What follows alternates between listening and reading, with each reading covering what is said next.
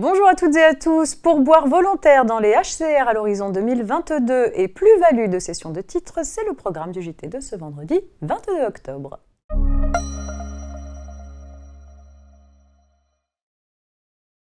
Les pourboires sont les sommes que les salariés perçoivent des clients avec lesquels ils sont en contact dans l'exercice de leurs fonctions. Ces sommes constituent du salaire pour leurs bénéficiaires. Les pourboires peuvent être perçus directement via le client ou par centralisation de l'employeur. Ils sont soumis aux cotisations de sécurité sociale, à la CSG et à la CRDS, ainsi qu'à l'ensemble des prélèvements calculés sur la même assiette.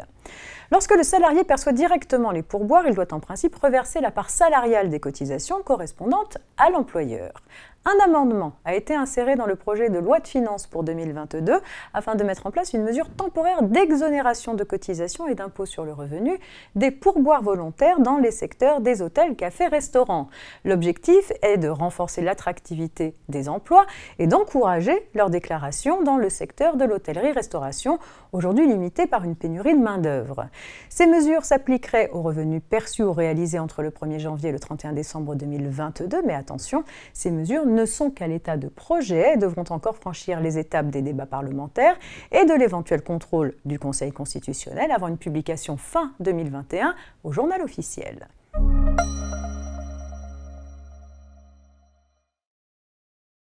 Les plus-values de cession de valeurs mobilières sont calculées en faisant la différence entre le prix de cession et le prix d'acquisition des titres cédés.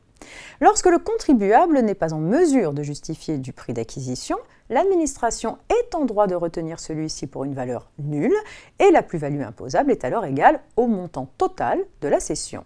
C'est le type de redressement que s'est vu infliger un contribuable n'ayant pas répondu à 2 demandes de l'administration.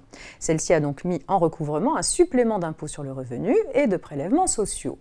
Ce n'est que dans une réclamation déposée 2 ans après la mise en recouvrement que le contribuable a produit le justificatif de la plus-value litigieuse. L'administration a alors procédé au dégrèvement d'imposition. Cependant, considérant que le supplément d'impôt était dépourvu de bien fondé et constitutif d'une faute lui ayant causé un préjudice financier et moral, le contribuable a réclamé la somme de 200 000 € à titre de dédommagement. Ce que les tribunaux lui ont refusé, estimant qu'il n'appartenait pas à l'administration d'effectuer des recherches en vue d'établir le prix d'acquisition des titres cédés, mais au contribuable de justifier celui-ci. Par conséquent, l'administration ne s'était pas livrée à une taxation exorbitante au vu des informations dont elle disposait et ne pouvait pas être tenue pour responsable du préjudice subi par le contribuable. C'est la fin de cette semaine de JT préparée par la rédaction de la revue Fiduciaire. Excellent week-end à toutes et à tous et à lundi.